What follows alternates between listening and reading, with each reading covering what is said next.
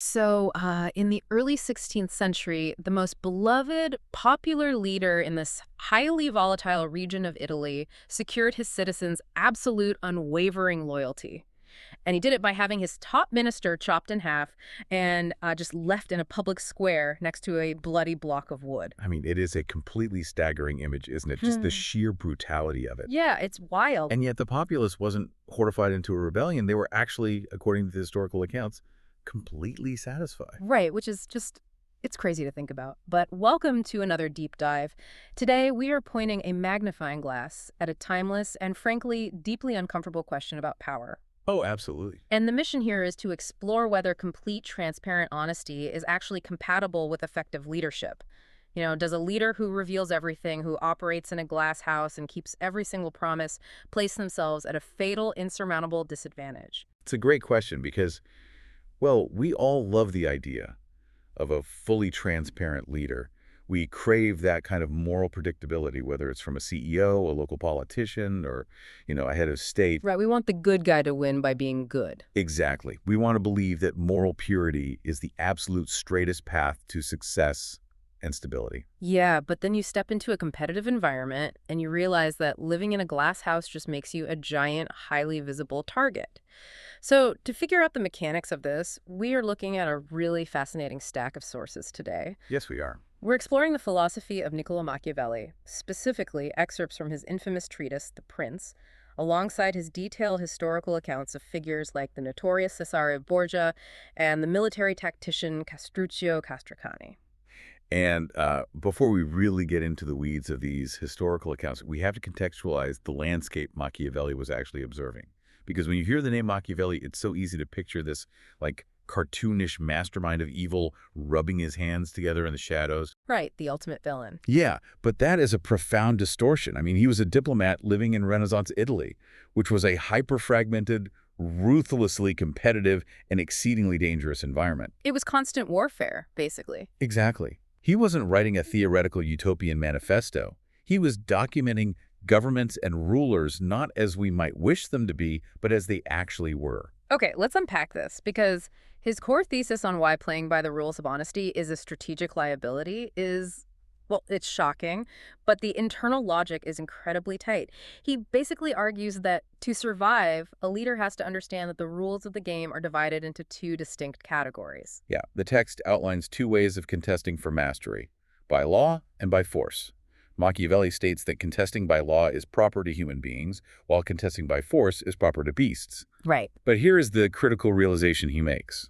The law is very often entirely insufficient. When the rules fail to protect you, a ruler must know how to resort to the beast. And he illustrates this with this fantastic piece of mythological imagery. He points to the story of the ancient hero Achilles, who was supposedly tutored by Chiron the centaur. And a centaur, of course, is half man, half beast. Exactly. So Machiavelli argues that ancient writers use this specific myth to demonstrate that a great leader must actively master both natures. Because if you only know how to operate within the bounds of civilized human rules, you will simply be devoured by those who don't. You have to know how to summon the beast. And he doesn't just leave it at a vague concept of the beast either. He gets highly specific. When acting the beast, Machiavelli insists you cannot just adopt the traits of one animal. You have to embody two, a fox and a lion. Right, because the lion is pure, terrifying force. The lion can roar and frighten away the wolves that are circling your territory. Exactly. But the lion has a fatal flaw. It is completely blind to traps. Yes. The lion relies entirely on brute strength, which makes it predictable. The fox, on the other hand, lacks the sheer power to fight off a pack of wolves. But the fox is cunning. The fox can discover the snares. It can smell a trap a mile away. So relying solely on the lion means you'll eventually wander into a trap you didn't see coming. You need the fox's deception to spot the snare and the lion's strength to handle the open threats. Precisely. It really makes me think about modern cybersecurity. If you think about a massive corporate network, the lion is your firewall. It's the brute force barrier that violently blocks straightforward attack. Well, that's a great comparison. Right. But a firewall is blind to clever psychological manipulation, like phishing. To catch those, you need the fox. I set up a honeypot, a deceptive fake vulnerability specifically designed to trick hackers into revealing their methods. You literally have to use deception to protect the system. That is a perfect modern parallel. And, Machiavelli is brutally blunt about his justification for this dual nature. He writes that if all human beings were perfectly good, you should absolutely keep your promises. Honesty would be the optimal strategy. But they aren't perfectly good. Exactly. Because men are fundamentally flawed and will readily break faith with you when it suits them. You are not bound to observe your faith with them. It is such a dark view of human nature. But if you apply it to, say, a cutthroat corporate negotiation or navigating complex geopolitical alliances, his logic kind of holds up. I mean, it's like playing a high-stakes game of poker with your cards facing up on the table. Right. If you are the only one refusing to bluff, you aren't being noble. You're just guaranteeing you'll lose your chips. If we connect this to the bigger picture, in Machiavelli's eyes, allowing yourself to be destroyed out of a stubborn commitment to honesty isn't noble.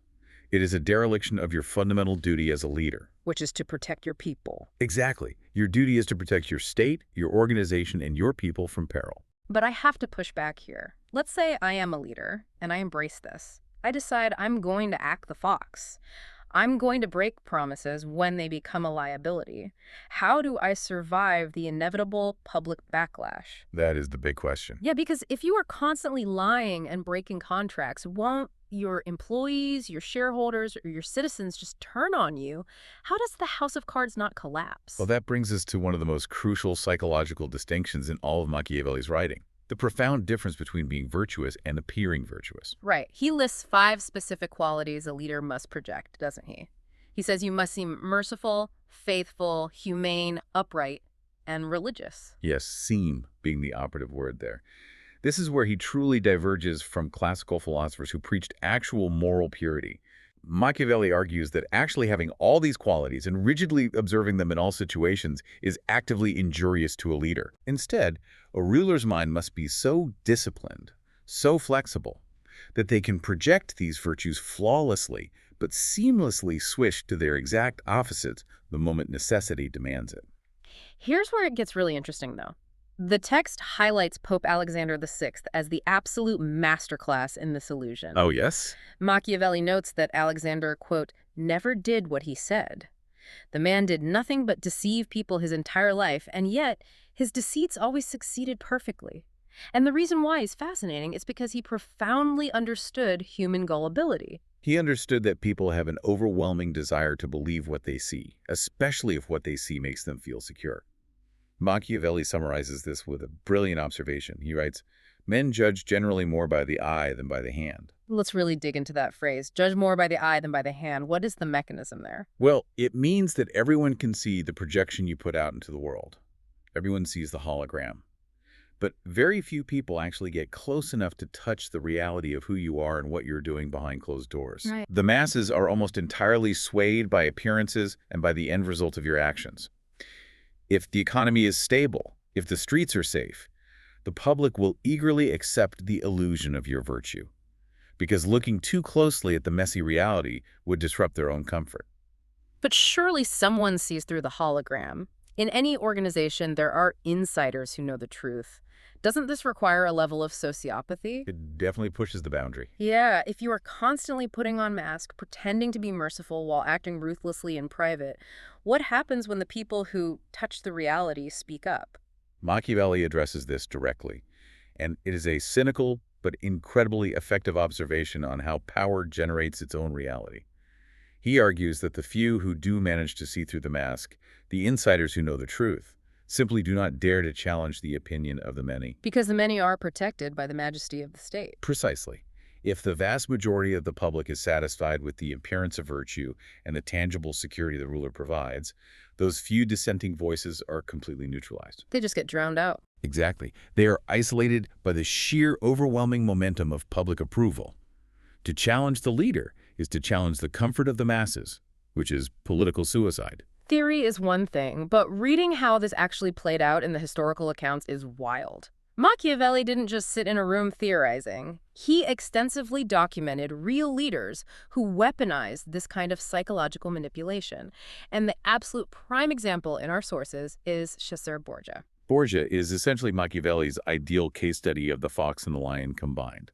Let's go back to that shocking story you mentioned at the very beginning of our discussion, the pacification of the Romagna. Yes, let's unpack exactly what happened there, because out of context, chopping a guy in half just sounds like mindless violence. Right. To understand Borgia's genius here, you have to understand the context of the Romagna region when he took it over. This is essentially a failed state. Total chaos. Total chaos. It was completely lawless, overrun by competing warlords, rampant with robbery, banditry, and violence. There was zero central authority. Borgia knew that to establish his rule, he had to bring absolute order.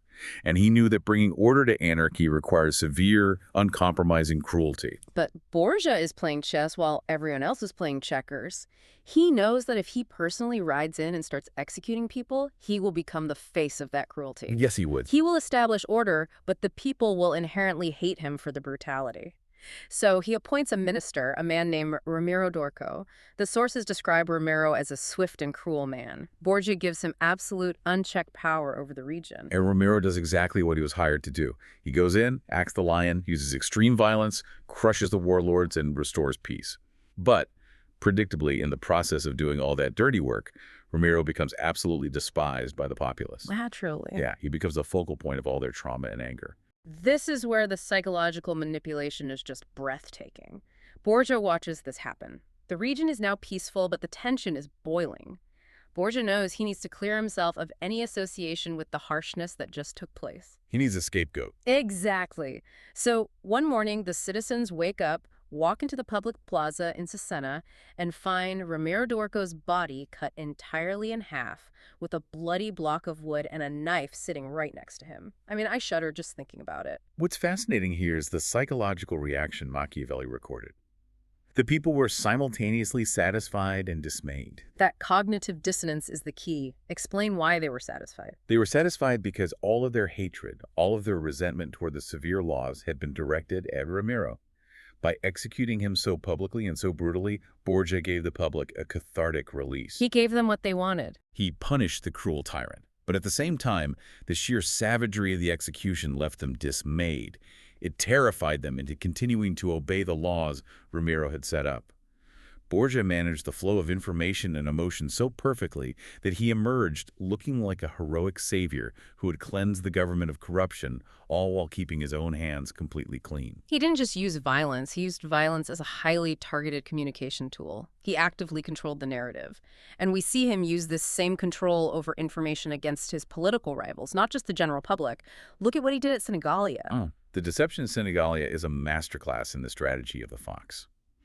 Borgia was facing a massive rebellion from his own captains, specifically the Orsini and Vitelli factions. These were highly dangerous men who controlled their own armies. Right, a massive threat. A traditional, honorable leader would have rallied his troops and met them on an open battlefield. Which is incredibly risky. Instead, Borgia feigns reconciliation.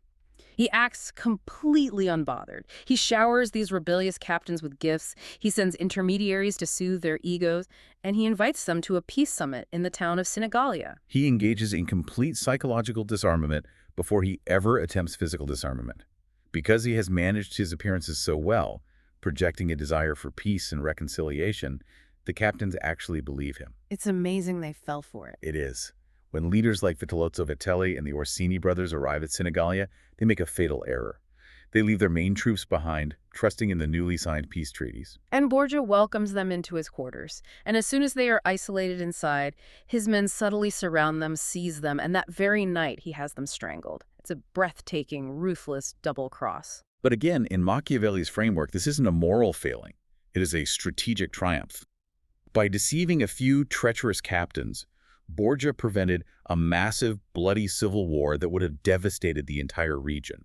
He used the fox to spot the snare they were setting for him, and then used it to trap them instead. And this philosophy applies directly to literal military strategy as well. The sources detail the life of Castruccio Castricani, who was a brilliant commander in Lucca. He used this exact mindset of psychological manipulation and stealth to win battles against vastly superior forces. Yes, Castricani's campaign at the Saravella Pass is a perfect example. He was facing the Florentine army, which heavily outnumbered his own forces. A leader strictly contesting by law or traditional honor would have marched out onto a field to meet them head-on. Right. But instead, Castricani secures a castle overlooking a narrow mountain pass through a secret alliance. Then, under the cover of darkness, in dead silence, he moves his entire army at midnight. A completely stealth maneuver. Yeah. He waits until the Florentine cavalry has marched into the absolute narrowest, steepest part of the pass, a place where they can't maneuver their horses and they can't retreat. Then he launches a surprise ambush from above, using the terrain and the element of surprise to completely crush an army that should have easily defeated him. Castruccio had a personal motto that essentially acts as the thesis statement for this entire section of Machiavelli's thought. He famously said, "It was the victory that brought the glory, not the methods of achieving it." Victory brings the glory, not the methods. If you win, history and the people will forgive or simply choose to ignore the deception used to get there. But hearing all this, Borgia strangling his captains, Borgia cutting his minister in half, Castruccio ambushing people in the dark, it paints a picture of a chaotic, sociopathic nightmare. It does sound like that on the surface. Right. If victory is literally the only metric that matters, why not just lie to everyone all the time? Why not murder anyone who gets in your way? That is the natural progression of the thought experiment, but is where people fundamentally misunderstand Machiavelli. He actually draws a very sharp, definitive line. Deception and cruelty have incredibly strict limits. Really? Yes. Overstepping those limits destroys the one thing a leader cannot survive without: a baseline of trust and acceptance from the people. Right, because if you act the beast too often, or if your cruelty is chaotic and without a clear strategic purpose, you cease to be a leader protecting the state, and you just become a monster that everyone unites to destroy. Exactly. The text provides a vital contrast to Borgia to illustrate this. Machiavelli analyzes two men who gained power through sheer, unadulterated wickedness: Agathocles the Sicilian and Alvarado da Fermo. Let's look at Alvarado, because his story is a dark mirror to what Borgia did at Senigallia. Okay, let's hear it. So Alvarado wants to seize control of the city of Fermo. So he writes a letter to his own uncle, a man named Giovanni Fogliani, who had actually raised Alvarado from childhood. He says he wants to come for a visit to show off his success. His uncle is thrilled. He receives Alvarado with massive public honors. A few days into the visit, Alvarado hosts a solemn grand banquet, inviting his uncle and all the chief citizens of the town. Setting the trap. Exactly. After the meal, he suggests they retire to a private, intimate chamber to discuss politics.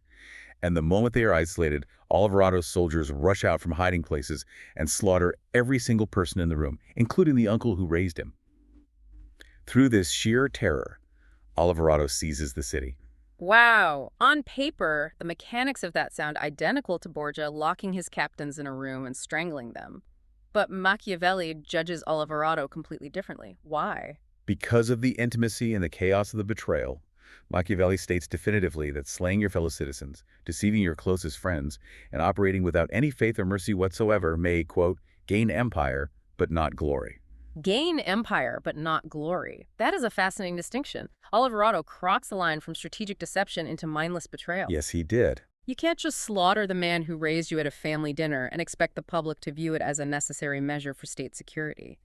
It violates the foundational social contract so deeply that it makes the ruler inherently unstable.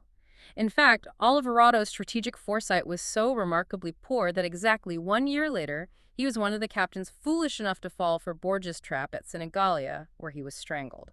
Poetic justice, really. Machiavelli's judgment reveals his absolute core rule. A leader must avoid being hated or despised above all else. You do not need to be universally loved. In fact, Machiavelli argues it is generally safer to be feared than loved if you must choose. But hatred is fatal. Because hatred fuels rebellion. Hatred is the fuel that makes conspiracies and rebellions possible. So what does this all mean? How does a leader who sometimes has to act the beast avoid hatred? He gives two very specific pieces of psychological advice. First, regarding cruelty. He says that if you absolutely must use cruelty, it has to be done all at one stroke. Yes. Injuries ought to be done all at one time, so that, being tasted less, they offend less, while benefits ought to be given little by little, so that the flavor of them may last longer. That's so manipulative, but brilliant. It is a dark yet undeniable truth about human memory and trauma. If you inflict pain constantly, day after day, you create a state of unending paranoia that quickly metastasizes into hatred. But if the violence is swift, calculated, and final, like Borgia eliminating his captains in one night, the shock eventually fades into awe, and the people can return to their comfortable illusion of security. And the second rule for avoiding hatred is incredibly specific. A prince must never, ever touch the property or the women of his subjects. Machiavelli drops one of his most famous and darkest maxims here. He says, "Men more quickly forget the death of their father than the loss of their patrimony." It sounds incredibly callous, but again, broke down the psychology. If you execute a man's father for a political crime, the son might grieve, but eventually time passes and the trauma settles. Right, life goes on. But if you seize a family's wealth, their land, their patrimony, you are permanently degrading the survivor's status. Every single day they wake up in poverty, they are reminded of what you took from them. It breeds a relentless intergenerational resentment. Taking life removes a threat.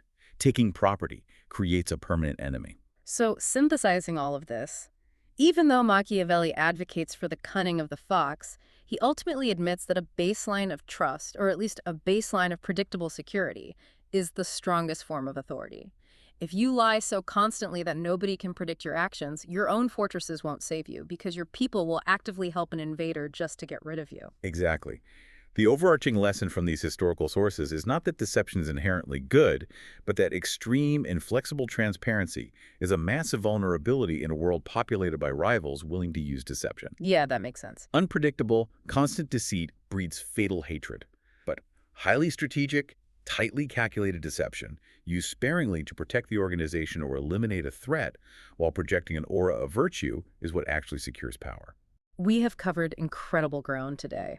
And to bring this directly back to you, the listener, whether you are navigating complex office politics, managing a corporate team, or just observing the chess moves of modern leadership, this deep dive shows us that the tension between moral transparency and strategic advantage is a daily reality. It really is. In the world Machiavelli documented, absolute honesty was a luxury a ruler simply could not afford. Survival meant managing appearances, tightly controlling the flow of information, and sometimes acting the fox to survive the wolves.